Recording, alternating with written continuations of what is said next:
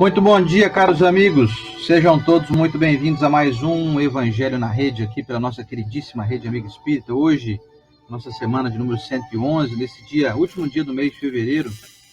Estamos encerrando mais um mês, hein? Você vê como é que o tempo passa rápido demais. Amanhã já é março. Então, para nós é uma alegria poder compartilhar com vocês esses momentos aqui, essa oportunidade de desenvolver mais o nosso raciocínio, o nosso estudo, o nosso entendimento em relação às questões da vida. Sejam muito bem-vindos e quero passar aqui a palavra para a Estela, desejando aqui que nós possamos passar aqui essa horinha juntos aqui da melhor maneira possível. Um abraço para cada um de vocês, obrigado pela companhia, pela amizade e vamos juntos. Vamos juntos, muito bom dia. Você, André, aqui lembrando como o tempo passa rápido. Gente, não é? E aí, outro dia, né? Começou o ano, vamos trabalhar, vamos viver. Quando você viu, já encheu todas as suas horas. E aí o importante disso tudo é como eu estou aproveitando as oportunidades da vida. E nós estudamos o Evangelho justamente para que os nossos olhos possam enxergar mais essas oportunidades, não é? Porque às vezes elas passam na nossa frente, mas sem evangelho está tudo muito escuro. Porque, como disse o nosso benfeitor Emmanuel, o evangelho é a luz da eternidade. Então, se você está sem luz, você não enxerga muita coisa, né?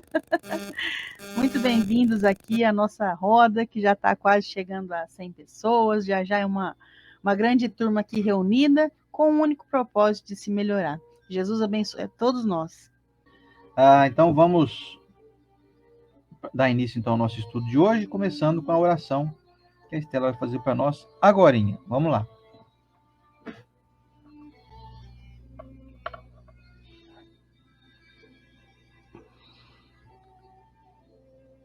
Senhor Jesus, divino e amado Mestre, são seus passos, Senhor, que nos instruem, que nos ajudam na caminhada terrena.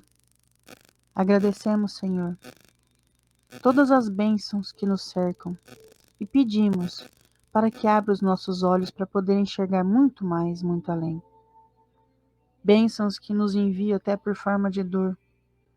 E quando ela chega, Senhor, que possamos ser agraciados por força, coragem e fé, a ponto de aprender tudo o que for necessário dessa lição e não ter que passar de novo. Abençoado seja o coração de todas as pessoas nesse momento que derramam uma lágrima por qualquer motivo. Abençoado seja as pessoas que estão querendo fazer o bem, com propósitos de auxílio, com propósito de mover o mundo para o lado da luz. Senhor, que possamos discutir menos, livrar os nossos corações não só de contendas, mas também da mágoa perniciosa que pode atingir meu corpo físico, deixando a caminhada mais pesada. Muito obrigado, Senhor, pela oportunidade de estudar o Evangelho com tantas pessoas queridas, unidas aqui com o mesmo propósito. Gratidão aos benfeitores, amigos, instrutores, desencarnados e todas as pessoas que passam pela nossa mente, que de alguma maneira já passaram em nossa vida, deixando para nós algum tipo de lição. Muito obrigado, que assim seja. Hoje eu trouxe um livro que faz tempo que eu não trago, chama Mais Vida. Esse é raro, hein? É psicografia de Chico Xavier e Euríclides Formiga. Eu sempre falo Euclides, é Euríclides. Difícil, né? Euríclides Formiga, eles eram amigos, né? O pessoal que conviveu com o Chico disse que era aqueles cafezinhos. Já pensou se sentar com o Chico e com o Euríclides para tomar café? E por espíritos diversos. Olha que mensagem bonita que vai fazer parte do nosso evangelho de hoje. Para atender a seus filhos, ateus, rebeldes ou crentes, Deus construiu a verdade com 1000 portas diferentes. Muito bom. Então hoje, nosso estudo, como foi falado no início, é o de número 111, com o tema Fora da Igreja não há salvação e Fora da Verdade não há salvação. Vamos lá. Convido você aí para nós participarmos aí juntos da leitura. aqui do nosso O Evangelho segundo o Espiritismo, de Allan Kardec. Então, se você está com o seu exemplar aí, vem conosco nessa leitura, acompanha comigo aqui as mensagens, para que possamos depois falar sobre elas. Vamos lá? Então, hoje, complementando o capítulo 15, Fora da caridade não há salvação, os itens 8 e 9, fora da igreja não há salvação e fora da verdade não há salvação. Enquanto a máxima, fora da caridade não há salvação, apoia-se num princípio universal, abrindo a todos os filhos de Deus o acesso à felicidade suprema, o dogma, fora da igreja não há salvação, apoia-se não na fé fundamental em Deus e na imortalidade da alma, fé comum a todas as religiões, mas na fé especial em dogmas particulares.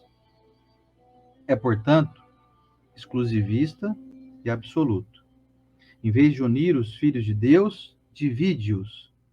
Em vez de incitá-los ao amor fraterno, mantém e acaba por legitimar a animosidade entre os sectários dos diversos cultos, que se consideram reciprocamente malditos na eternidade, sejam embora parentes ou amigos neste mundo.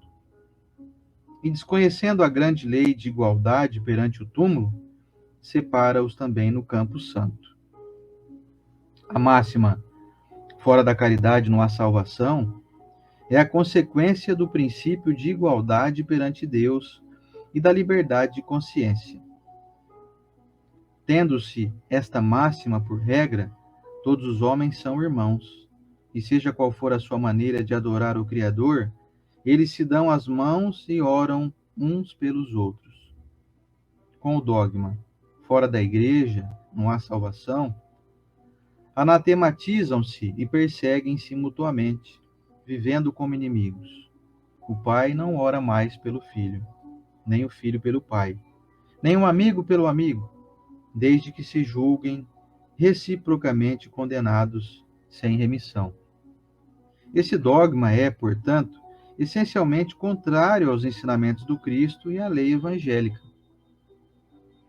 Fora da verdade não há salvação seria equivalente a fora da igreja não há salvação, e também exclusivista, porque não existe uma única seita que não pretenda ter o privilégio da verdade. Qual o homem que pode jactar-se de possuí-la integralmente, quando a área do conhecimento aumenta sem cessar, e cada dia que passa as ideias são retificadas? A verdade absoluta só é acessível aos espíritos da mais elevada categoria, e a humanidade terrena não pode pretendê-la, pois que não lhe é dado saber tudo, e ela só pode aspirar a uma verdade relativa, proporcional ao seu adiantamento. Se Deus houvesse feito da posse da verdade absoluta a condição expressa da felicidade futura, isso equivaleria a um decreto de proscrição geral, enquanto que a caridade, mesmo na sua mais ampla acepção, pode ser praticada por todos.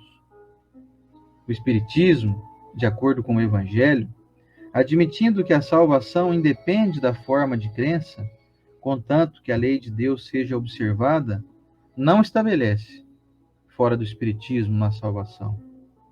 E como não pretende ensinar toda a verdade, também não diz, fora da verdade não há salvação, máxima que dividiria em vez de unir, e que perpetuaria a animosidade.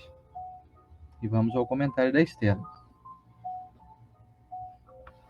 E como estamos em um capítulo que se fala de salvação e caridade, nós temos que tentar encontrar onde está o nosso coração nesse momento, pensando nessa caridade.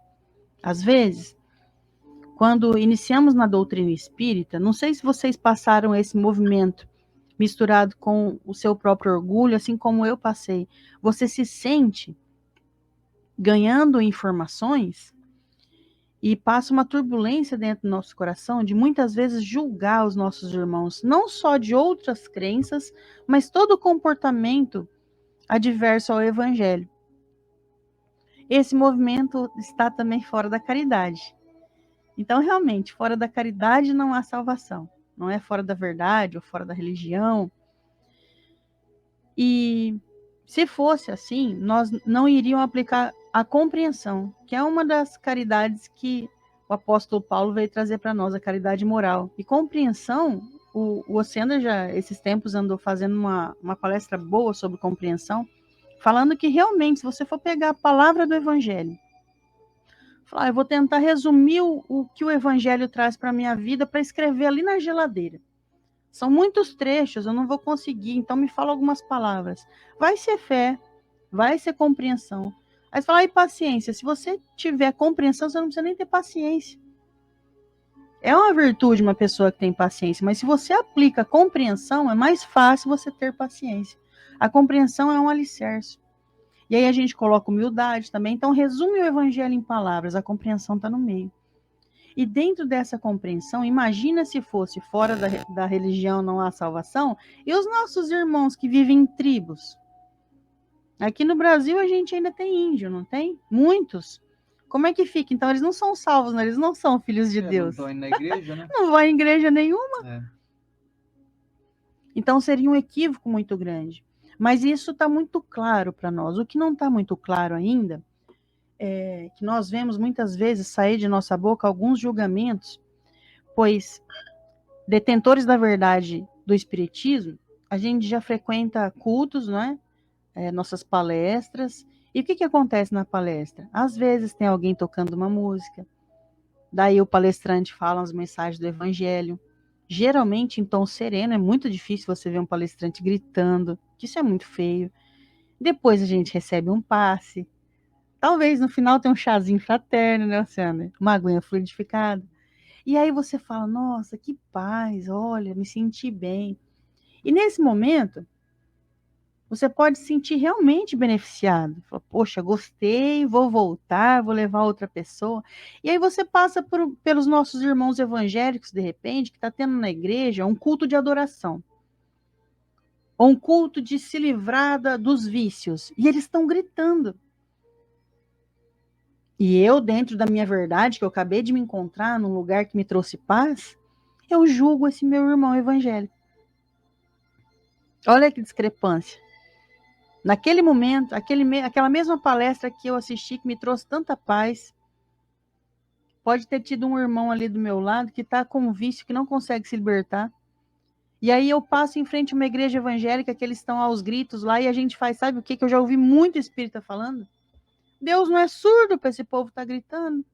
Ai, eu não suporto, olha lá o tanto que faz isso, que faz aquilo. Então, eu não, onde eu estou saindo fora do evangelho, quando eu olho os meus irmãos lotando igrejas, e eu julgo, e eu critico, porque eu me encontrei na paz da palestra espírita. Eu me encontrei no trabalho espírita, eu me encontrei na casa espírita. E muitos irmãos meus se encontram na casa evangélica, na missa. Eu lembro quando eu era mais jovem, eu frequentava a missa com amigos, né? E chegava aquele momento que tinha que ajoelhar. E eu, espírita desde criança, né, que a gente frequentava, minha mãe levava a gente para esses cultos, nessas palestras espíritas. Eu lembro que eu ia ajoelhar, eu falava, ai, caramba, minha calça tá limpinha, para que eu vou fazer isso? Aí eu começava assim, você sai totalmente fora, eu tô falando meu exemplo mesmo, gente. Eu saía totalmente fora da vibração daquelas pessoas que têm essa fé. Naquele momento pode estar uma pessoa do meu lado recebendo uma cura. Eu nem entendia aquele momento que tinha que ajoelhar, eu não entendia o que acontecia. Mas todo mundo ajoelhava, eu ajoelhava também, mas eu ajoelhava criticando. E não era nem por dor, né? Porque às vezes a gente fala, ai, não, sendo hoje talvez eu vou ajoelhar, vai dar umas estaladas assim, estala o joelho, ai, minha coluna. Não, era porque eu ia sujar minha roupa e eu não via sentido nisso. Eu não via, mas as pessoas ao meu lado estavam irradiando fé muitas vezes. Então era bom eu nem ir nesse local, eu fica sentado, então, não ajoelha. Porque eu estava saindo fora dessa vibração, que é muito importante para quem tem essa fé católica. Às vezes nós vemos frentes espiritualistas, o que significa frente espiritualista e espiritismo, é totalmente diferente. O espiritismo é baseado no Livro dos Espíritos, em toda a obra de Kardec.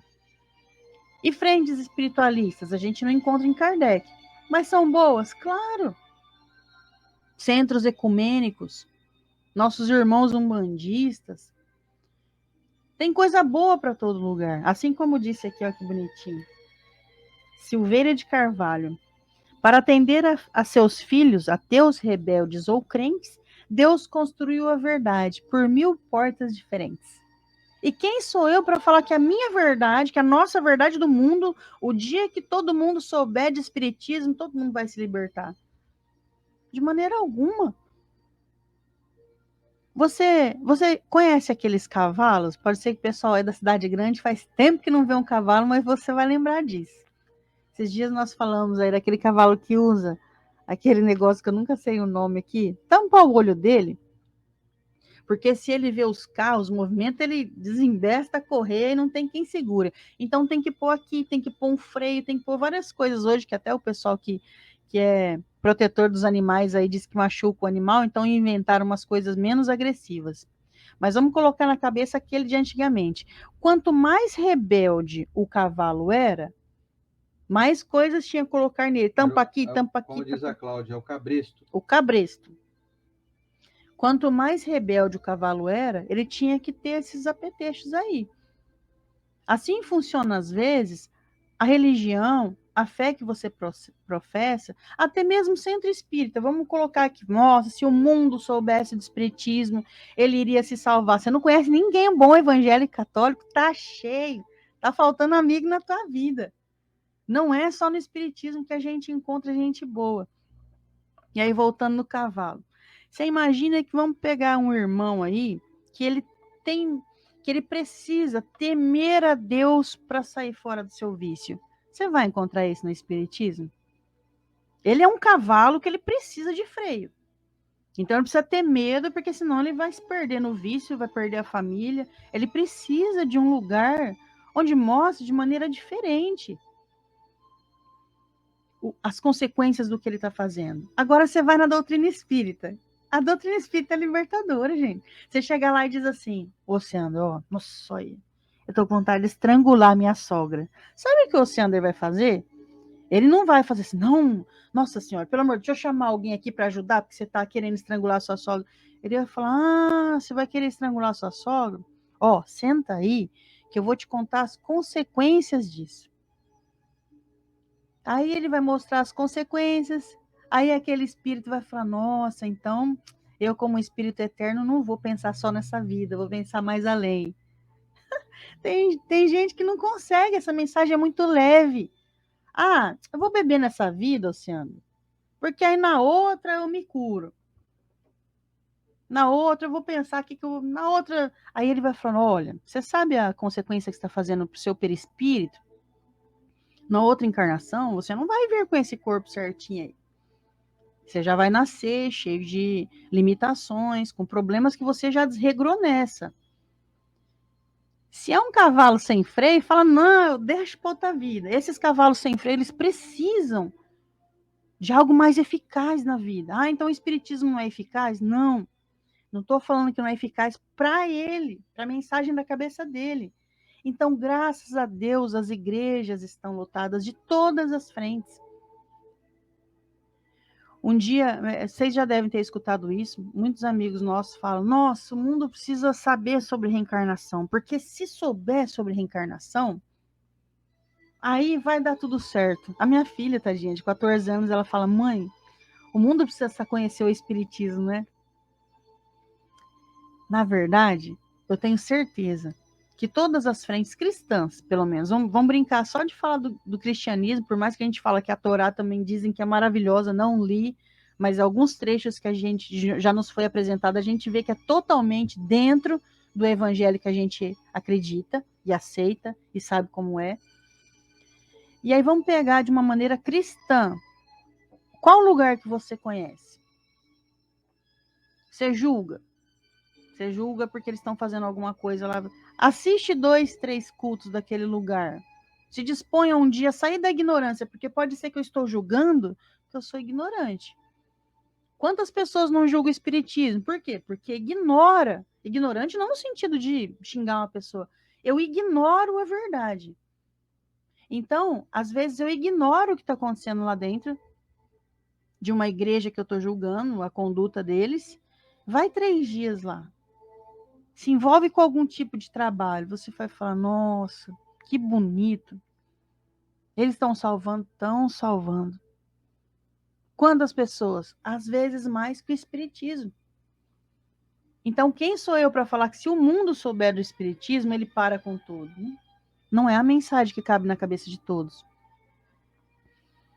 Cada um de nós tem dentro do peito aquele vácuo que é preenchido pela nossa fé. A sua fé se encontrou com o espiritismo, aceitando a reencarnação, que hoje para nós é uma verdade. É um fato. Mas a gente vê no livro Mensageiros pessoas desencarnadas, se eu não me engano, é no 3º capítulo, mais ou menos, que tem 2 senhoras ali, e André Luiz, que traz a informação para nós no livro, diz que a discussão delas é assim: será que essa história de reencarnação é verdade? Ah, eu não acredito. Não, eles estão desencarnados. E ali próximo já está o centro de regeneração que vai programar o pessoal para voltar de novo para a Terra, e o pessoal desencarnado duvidando que isso existe. Então, olha que interessante. Por que não chega um benfeitor lá, então, desencarnado, e não fala assim, vem cá, vou contar uma verdade para vocês. Gente, vou abrir um parênteses aqui, porque eu preciso dar parabéns para uma pessoa que está aqui, ó, a Bruninha Aguiar. Bruna Aguiar. Bruno, um beijo para você. Parabéns, Bruninha. Deus abençoe. Uma menina, Sai, Bruna. é a advogada mais linda de Rio Preto, não é não? 25 aninhos só, tá na flor da idade. Beijo, Bruna. Parabéns, Bruna. Então, imaginemos essa situação de que mesmo você desencarnado, você vai manter a sua fé no mundo espiritual. E aí lá você vai se deparar com uma pessoa e vai dizer, tá vendo? Lembra, vizinha, que eu te falei sobre reencarnação? Aqui estamos nós desencarnados. Ela vai falar assim, mesmo assim eu não acredito. Eu não acredito que a gente vai voltar para a Terra de novo. Morremos, chegamos aqui, ó. Interessante saber disso, porque às vezes nós achamos que a qualquer momento vai ser revelado tudo para as pessoas e elas vão se transformar. Gente, Jesus veio dar toda a sinfonia, mas nem sempre toca a alma da pessoa. Foi distorcido aqui, distorcido ali, mas todas as frentes nos levam a um lugar bom. Se você se encaixou em uma, não julga a outra. É lindo ver as igrejas lotadas, não é, Luciana? E nós gostamos muito. Inclusive, as meninas, às vezes, estão no carro com a gente. Nós vamos devagarzinho naquela igreja lotada e falamos, olha lá que lindo. Assim como eu fico muito feliz quando o nosso centro espírita está lotado também. Quem está ali dentro da igreja está buscando salvação. Mas e se aquele dentro da igreja está falando que o único lugar que salva é a igreja dele? Aí ele está equivocado. Da mesma maneira que eu estou equivocado se eu achar que o espiritismo é a única que vai salvar. Porque quando foi perguntado para o Chico, e aí, Chico, então o espiritismo é o futuro da religião? A fraternidade é o futuro de todas as religiões. Vocês já pararam para pensar o tanto de piada que o pessoal faz com nossos irmãos testemunhas de Jeová, né, Luciana?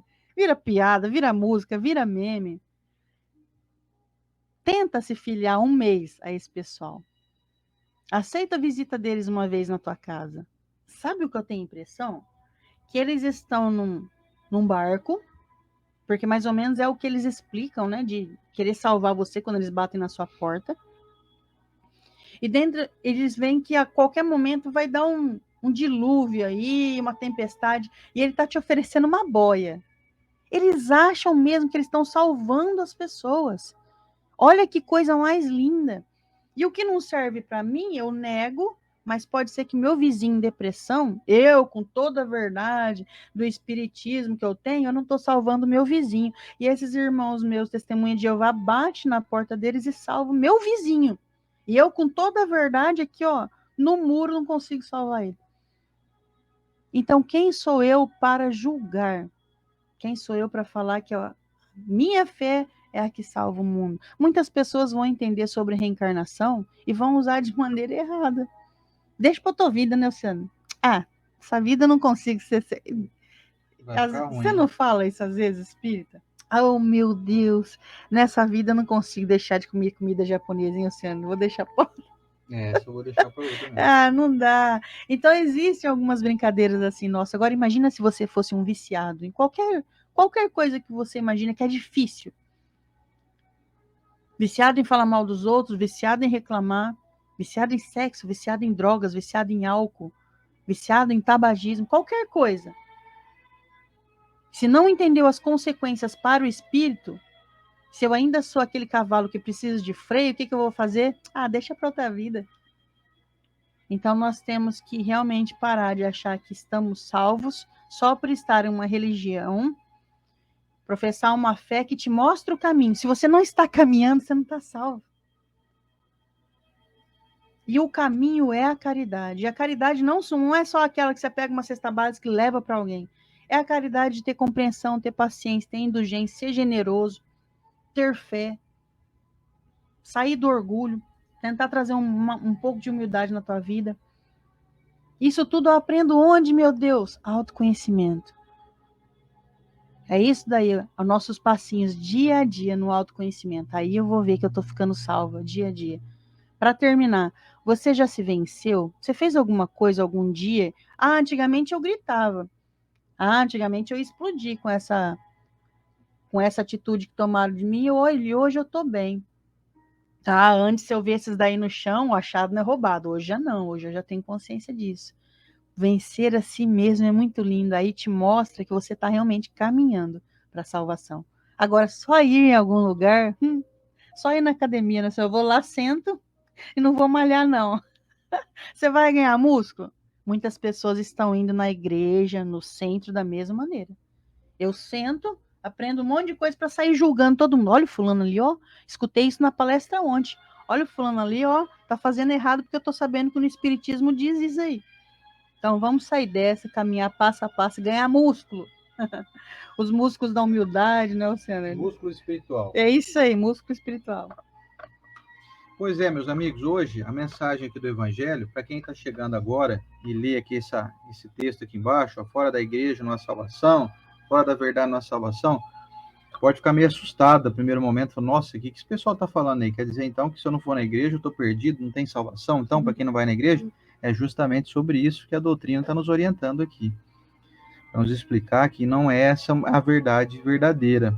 Essa é uma verdade que tentaram colocar para nós ao longo dos séculos, onde afirmavam que somente dentro daquela determinada religião é que você poderia ser salvo. Então, sem querer dar nome a nenhuma religião aqui, porque não é necessário, nós temos hoje o esclarecimento de que a mensagem de fora da caridade, na salvação, ela é absolutamente includente, que se diz, será? Inclusiva. É. Isso, inclusiva. Includente, acho que não existe essa palavra. Eu vou até pesquisar. Inclusiva, pesquisa aí, vamos ver qual que é o jeito. Eu acho que é inclusiva. Depende inclusiva do contexto existe. que você está falando, incluir pessoas? Isso, incluir. Então, assim, fora da caridade na salvação, inclui todo mundo, porque você pode atingir desde o índio, como a Estela falou, que mora numa tribo aí, desde aquele que mora no local isolado e não consegue frequentar nenhuma religião. Includente também serve. Também serve? Que é capaz de incluir, de fazer com que se Inclusive, torne parte de alguma então coisa. tá bom. Então é que a língua portuguesa é muito rica, né? Tá perdoado, né, gente? Includente e inclusiva. É isso mesmo. Então, o preceito fora da caridade não há salvação engloba todo mundo, não importa qual religião a pessoa profere. Porque a caridade é uma questão de você desenvolver virtudes. E você pode desenvolver essas virtudes, estando em qualquer religião. Então, isso é bacana de imaginar. E a bandeira fora da caridade não há salvação não é uma bandeira espírita. Não é uma bandeira que assim, somente os espíritas seguem. É uma bandeira universal, como a Estela disse. É uma bandeira que inclui todos os religiosos e um dia todos vão aceitar que essa é uma grande verdade. Porque sem você conseguir pôr em prática as tuas virtudes, sem você conseguir desenvolver as suas aptidões, como foi falado também há pouco, de ser mais fraterno, de ser mais gentil, de ser mais manso. Né? Jesus mesmo já disse, os mansos herdarão a terra. quer dizer, os mansos conseguirão habitar aqui esse mundo de uma maneira a viverem com uma sensação de que aqui é um lugar maravilhoso, porque a pessoa colocou isso dentro do próprio coração. A pessoa conseguiu desenvolver uma virtude de mansuetude, de observar os outros e não se ofender, não viver eternamente insatisfeito, não viver irritado.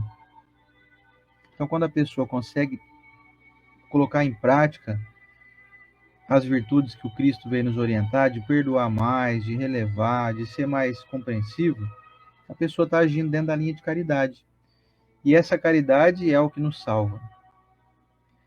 E aí o texto fez questão de dizer o seguinte: olha, quando você diz que fora da igreja não há salvação, você limita muito as pessoas que não têm condições de ir naquela igreja, por exemplo, seja ela de qualquer doutrina, seja uma igreja ortodoxa, uma igreja protestante, neopentecostal, né, como são as igrejas chamadas evangélicas, a igreja católica. E aí a gente pode falar assim, mas peraí, mas e o nosso centro espírita não é igreja, e agora? Fora da igreja nossa salvação, nós não vamos em igreja, nós não temos igreja, nós temos um local de reuniões que é chamado centro espírita. Então quer dizer que nós não estamos salvos? Quer dizer, então fora da... E se a gente dissesse, então, fora do centro espírita não há salvação? Aí é o perigo. Ou fora do espiritismo não há salvação? Novamente estaríamos agindo, excluindo outras pessoas que têm pensamentos diferentes.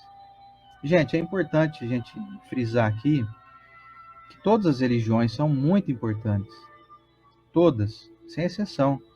Aliás, eu acho que essa, sem querer parecer melhor que ninguém, mas a doutrina espírita eu acho que é a única linha de pensamento que divulga isso. Que diz, por exemplo, que a Igreja Católica, sim, tem muito valor, que a Igreja Evangélica tem muito valor, que a Umbanda tem muito valor, que os muçulmanos, sabe, os testemunhos de Jeová, todos são valiosos, porque todas as religiões conduzem pessoas que têm aquelas afinidades, conduzem para boas práticas, para bons pensamentos, para boas atitudes. Eu já parei várias vezes para receber os nossos irmãos aí, testemunhas de Jeová, aqui em casa, não só nessa casa que eu moro hoje, mas em outra casa que eu já morei. E eles iam lá sempre, a gente conversava abertamente, eles sabendo que eu sou espírita, né, que eu era espírita, e a gente batia papos, assim, muito legais, dentro de uma linha de respeito, de camaradagem, sabe, de tolerância com as ideias. Isso é muito rico, porque todos estão interessados em nos trazer boas mensagens. Então, eu nunca encontrei um testemunho de Jeová que quisesse qualquer coisa de mim, a não ser me trazer benfeitorias. Nunca encontrei ninguém, nenhum irmão meu bandista, que também não tivesse interesse no meu bem. Nunca encontrei nenhum religioso que tivesse interesse em me prejudicar de alguma maneira. Então, cai por terra aquela ideia de que somente determinada religião ou determinada doutrina ela não é aceitável, ou que ela é exclusivista, somente ela é a que vai poder te conduzir a um caminho bom. Cai por terra isso. E a mensagem é muito clara em afirmar assim, olha, você precisa desenvolver a sua caridade, a sua maneira de lidar melhor com as pessoas. E você pode ser um espírita que frequenta a casa espírita regularmente, mas vive irritado, sabe? Está sempre insatisfeito, está sempre não gostando das pessoas, está sempre procurando defeito em todo mundo, está sempre procurando assim, eu não concordo com isso, não concordo com aquilo, está sempre discordando de tudo. Não que você tem que ser alguém que concorde com tudo, alguém alienado, que se falar que gosta do Palmeiras, você fala, eu gosto, vai gosta do Corinthians, eu gosto também, eu gosto de tudo, sabe? Vou torcer para os dois, aí não tem jeito. Aliás, tem jeito sim, né? Dá para torcer para os dois, sim. Falando em futebol, sim, agora dá. Quando tem coisas que vão contra os nossos princípios, aí é complicado. Agora, por exemplo, futebol é questão, mas assim, não é nada vital, né? Mas todas as linhas de pensamento que são voltadas para o bem são aceitáveis. E todas nos conduzem à salvação. E também tem a questão da fora da verdade, não há salvação. Que verdade? Qual verdade? Existe alguma verdade absoluta? O texto é muito claro em dizer que existem muitas verdades de hoje que estão sendo aí, retificadas, estão sendo corrigidas. Tem tantas verdades que foram aceitas ao longo de séculos e que depois caíram por terra, foram modificadas, foram colocados anexos, dizendo assim, olha, essa verdade foi boa até nesse momento aqui, mas agora nós descobrimos que tem uma outra verdade mais atualizada aqui. Então não existe ninguém detentor de verdade absoluta, porque nós somos imperfeitos. Nós estamos repletos de defeitos e de insuficiências. E isso nos torna inacessíveis às verdades do alto, às verdades absolutas, às verdades que regem o universo. O que nós temos que fazer aqui agora é seguir o entendimento cristão, o entendimento de Jesus, de começar a pôr em prática o nosso lado melhor, começar a exteriorizar mais aquilo que nós temos de bom. Porque facilmente a gente consegue mostrar o nosso lado animalizado, o nosso lado inferior. Então, se a gente não tiver esse entendimento, se nós não colocarmos em prática essas questões do íntimo, essas questões que estão aí muitas vezes ocultadas pela nossa, talvez até preguiça, se nós não colocarmos em prática o lado anjo que todos nós temos, mas ele parece que fica meio oculto, a gente fica com vergonha de demonstrar ele. Se nós não desenvolvermos isso, realmente não haverá salvação para nós. E qual que é a salvação? Já que nós estamos falando aqui, ó, só nesse texto aqui embaixo, temos 2 vezes citada a palavra salvação. O que é a salvação de fato? Como que é se salvar? Será que é adentrar no portal divino, entrar nos céus, nos portões dourados, lá sendo recepcionados por São Pedro, né? Como é uma linguagem que a gente sempre brincou, né?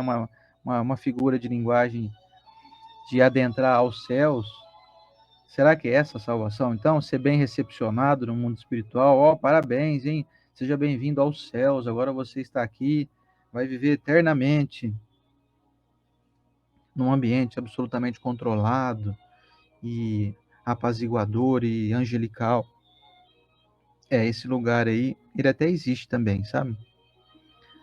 Você vai encontrar um dia, quando retornar à vida maior, aí você vai encontrar colônias espirituais que são semelhantes ao que a gente ambiciona como céu, né?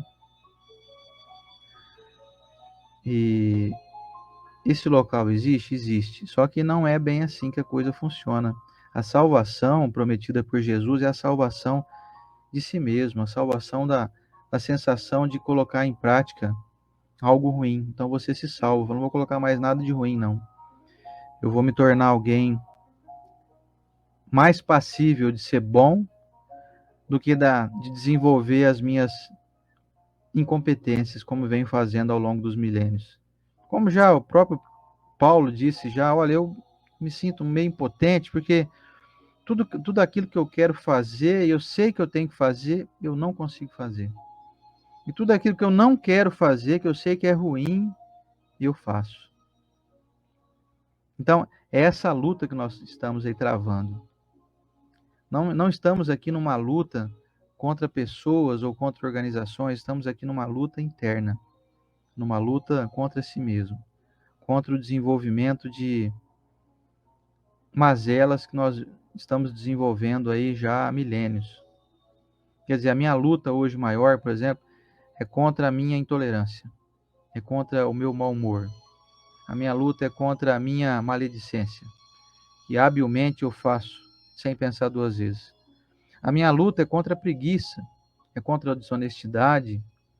A minha luta e a minha antissalvação é as minhas atitudes egoístas, quando eu penso somente em mim e excluo as outras pessoas, quando eu vivo num mundinho particular e não percebo que isso me torna uma pessoa cada vez mais distante dessa salvação prometida por Jesus. Quando eu então consigo entender isso, eu começo a falar assim, poxa vida, eu começo a pensar isso. Então quer dizer que o que vai predominar mesmo ao longo dos milênios daqui em diante é que sem caridade não vai haver salvação? É exatamente isso. Mas então eu seguindo esse preceito aí, eu não me torno automaticamente um espírita? Porque eu não estou afim de ser espírita. Estou afim de continuar sendo católico, sei lá, o evangélico, um bandista, sei lá o quê. Qualquer outra crença aí. Não, você pode continuar sendo aí um evangélico caridoso, um católico caridoso. Não precisa mudar de religião. Engraçado, tem muitas pessoas que frequentam a nossa casa espírita, fazendo os cursos, que são de outras religiões. E elas continuam indo nas igrejas, nos templos, nos terreiros que elas frequentam, sem nenhum problema. Não há nenhum impeditivo, não há nada que lhes impeça de frequentar a nossa doutrina, frequentar a nossa casa espírita. Isso é muito legal, porque nós percebemos que a doutrina espírita vem cada vez mais mostrando aos seus adeptos, aos seus frequentadores, que ela é uma doutrina inclusiva, uma doutrina que abraça, que acalenta, que une. E é isso que o texto fez questão de dizer hoje. Não se preocupe, que fora da igreja há salvação, sim. E fora das verdades, que são verdades relativas, provisórias e que tem dia para acabar, existe salvação, sim. Basta a gente ter flexibilidade, basta que nós tenhamos aí um olhar mais atento às mutações constantes de tudo. Você pega a ciência aí, descobre um negócio hoje, daqui um ano já descobrem que aquilo já está ultrapassado. Eu lembro que tempos atrás a ciência mundial ficou muito surpresa de descobrir, por exemplo, que nos nossos intestinos existem neurônios. Então antes, pouco tempo antes, sabia-se que os neurônios só existiam no cérebro, ou chamado encéfalo. E agora, pouco tempo atrás, descobriram que os nossos intestinos têm, como se diz assim, eles têm uma autossuficiência, eles são capazes de raciocinar também e fazerem a digestão e fazerem a deglutição dos alimentos. Ali a deglutição faz mais é a boca, né? Mas assim, a digestão, que é o termo mais correto. Então, os intestinos têm autonomia. Eles muitas vezes não precisam de comandos cerebrais para agirem. Não, com certeza. Então, essa é uma descoberta nova. Agora, será que a verdade, então, é que somente no cérebro, no encéfalo, existem neurônios? Então, essa já é uma verdade superada, já não é mais verdade. Existe uma verdade além. Sim, o cérebro tem neurônios, sim, é verdade isso. Mas nos intestinos também tem. Então, como a ciência é mutante, ela está sempre em constante metamorfose, descobrindo novos parâmetros, novas verdades. Nas religiões também as pessoas vão descobrir, por exemplo, essa lei divina da reencarnação, essa lei da imortalidade do espírito. Isso vai trazer grande alento aos religiosos. Essa lei de comunicabilidade dos espíritos conosco, nos trazendo aí informações mais adiantadas. Essa lei da mediunidade, da nossa percepção do mundo espiritual, dessa capacidade de comunicação com os espíritos. Isso é maravilhoso. Isso vai ser descoberto pouco a pouco pelas religiões que ainda hoje, nas suas verdades, não aderiram ou não conseguiram descobrir ainda essas verdades. Inclusive, já hoje em dia, existem inúmeros casos de provas científicas de cientistas que estudam de uma maneira absolutamente sim, são céticos, são cientistas, não são apaixonados por nenhuma religião. Eles vão pesquisar e descobrem claramente, como já foi pesquisado aí nos Estados Unidos, na Europa, na Rússia, inúmeros casos de reencarnação comprovadas e que cientificamente concluíram que pessoas que faziam relatos, eu estou tentando lembrar o nome do cientista aqui agora, que fez essa pesquisa vasta com mais de 5.000 casos comprovados de encarnação. Eu vou tentar lembrar, se tiver alguém que lembra, aí depois me dá uma luz aqui.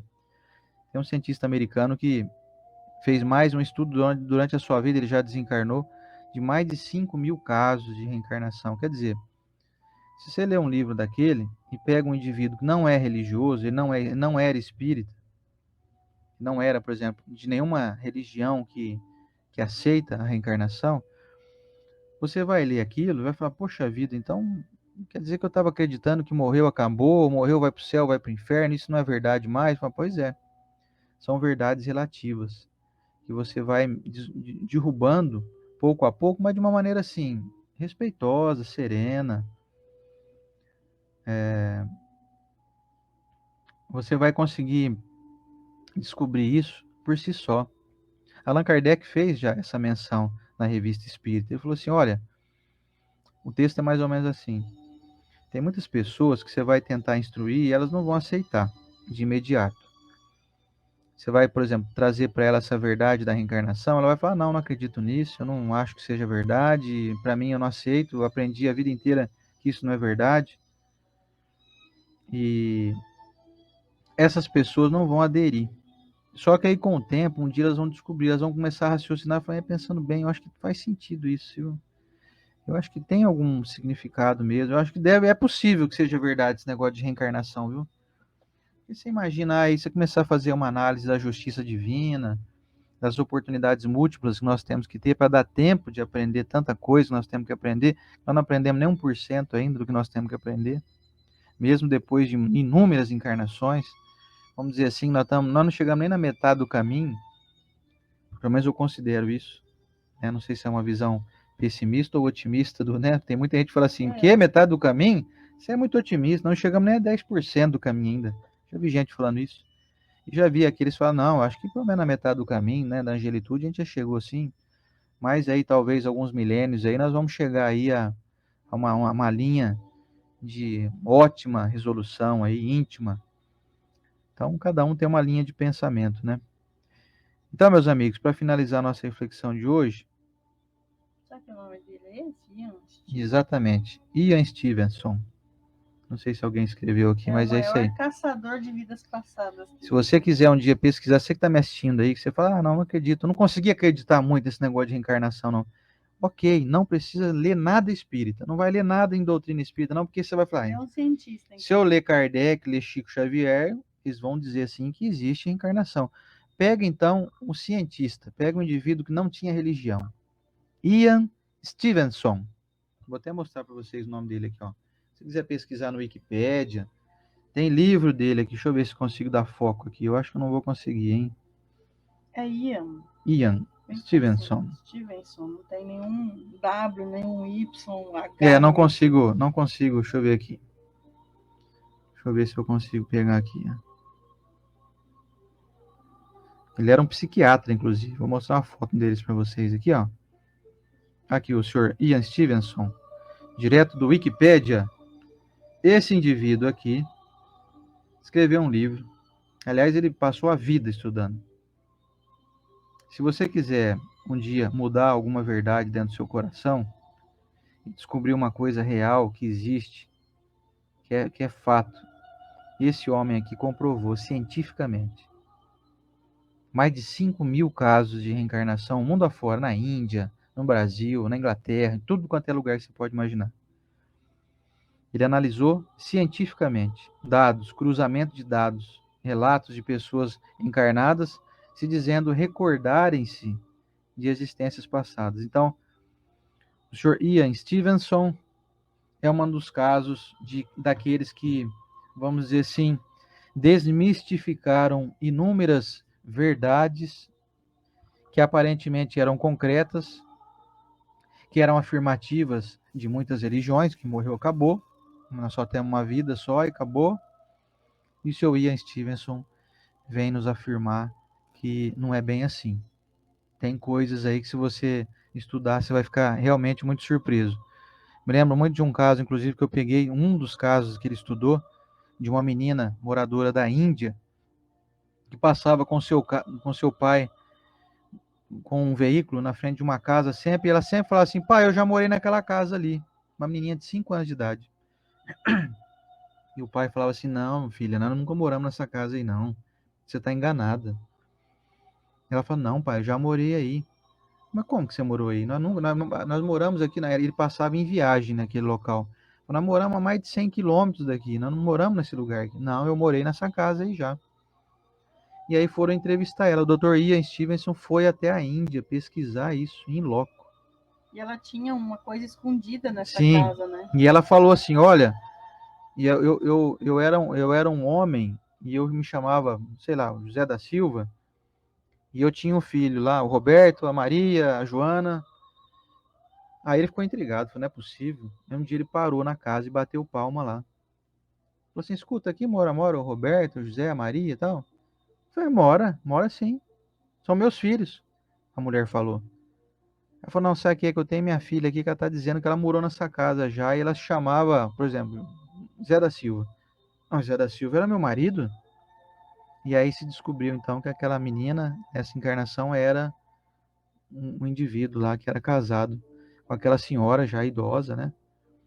E aí o fato mais marcante pode ser assim, isso aí foi alguma sugestão que fizeram para a menina, ou alguém contou a história dessa família, essa menina de alguma maneira, né, interiorizou aquela história e resolveu incorporar aquilo na vida dela. E aí o que comprovou mesmo foi assim, a menina disse assim um dia, então inclusive eu tinha um dinheiro que eu guardei ali embaixo, ali num sótão, ali debaixo de um armário, ele está escondido um dinheiro lá. E o pessoal, não tem dinheiro guardado nenhum aqui não, nós já vasculhamos tudo. Falei, tem, vamos lá que eu vou mostrar. E a menina entrou lá dentro do local, exato, foi andando assim, nunca tinha entrado na casa e encontrou o dinheiro lá. Tava lá ainda o dinheiro. Quer dizer, ela provou que ela e a mente daquele espírito desencarnado, daquele senhor que morou naquela casa, tinham a mesma integração, ou seja, se tratava da mesma mente, não o mesmo corpo, mas é o mesmo espírito. Bom, esse é só um dos casos aí. E aí tem um detalhe também, pode trazer para nós uma coisa, uma desesperança, né? Então ela nasceu longe da família depois, justamente foi revelado para ela, para a aproximação dessas duas famílias, com certeza até por dificuldade, né, de dinheiro que estava, fizeram essa ligação, porque todas as famílias são ligadas, porque gera uma tristeza na gente, poxa, eu e Estela vou desencarnar, gosto tanto do meu pai, da minha mãe, do pessoal aqui, então eu vou totalmente longe, não é assim que acontece. Por isso que a gente tem que cuidar das pessoas que são caras na nossa vida, os amigos, porque nós vamos nascer nos mesmos núcleos. Tem merecimento nessa história toda. Então, nesse caso dessa menina, com certeza aproximou as famílias e era isso que era para ser feito. Então, se você não fala, não quero comprar livro do Dr. Ian Stevenson, não. Pesquisa no Google aí, você vai encontrar cada história aí que você vai ficar assim, igual eu, assim, de cabelo em pé. É real. Literalmente. Você vai ficar surpreso de ver cada caso, assim, um mais incrível que o outro. Isso para quem está em dúvida ainda. Será que esse negócio de encarnação existe mesmo? Será que. Dá uma pesquisadinha aí. Dr. Ian Stevenson, pesquisador e cientista renomado mundialmente, respeitadíssimo no meio acadêmico, então, alguém de credibilidade e de absoluta isenção quanto à questão religiosa, porque ele não era religioso, ele não era praticante de nenhuma religião para poder não ser tendencioso, né? Assim como o nosso incansável Hippolyte Léon Denisard Rivel, né, o Allan Kardec também não era praticante de nenhuma doutrina, de nenhuma seita, de nenhuma religião, até fazer a chamada codificação, mas essa é uma outra aula, um outro estudo aí para a gente fazer. Vamos então para o nosso momento da oração para finalizar a nossa manhã de hoje, que a nossa hora já está indo embora aqui, já foi, né? Já foi. Vamos lá? Senhor Jesus Cristo, nosso mestre, amigo, nosso irmão querido, incansável, presente, amoroso, consolador e esclarecedor, nosso protetor, nosso amigo. Nós te agradecemos por mais uma manhã, mais essa oportunidade de renovar aqui os nossos votos, de absoluta confiança nos teus preceitos.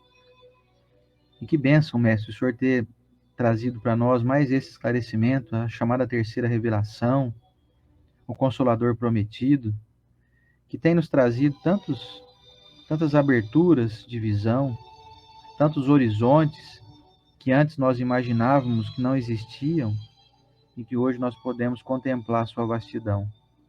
Mestre, quero, junto do meu agradecimento aqui, que sei que também é em coletivo com os nossos irmãos que nos acompanham, quero não somente agradecer, quero também abençoar cada pessoa que está aqui presente nessa grande corrente, aqueles que nos acompanham aqui ao vivo, aqueles que assistem em outro momento, que eles possam todos ser abençoados pela nossa gratidão, pelo nosso desejo de que tenham uma vida feliz, uma vida saudável, uma vida cheia de mentalidade mais ampla, uma vida cheia de fraternidade, de carisma, de união, de gentileza, de mansuetude, uma vida de democracia, de respeito àqueles que pensam diferente de nós.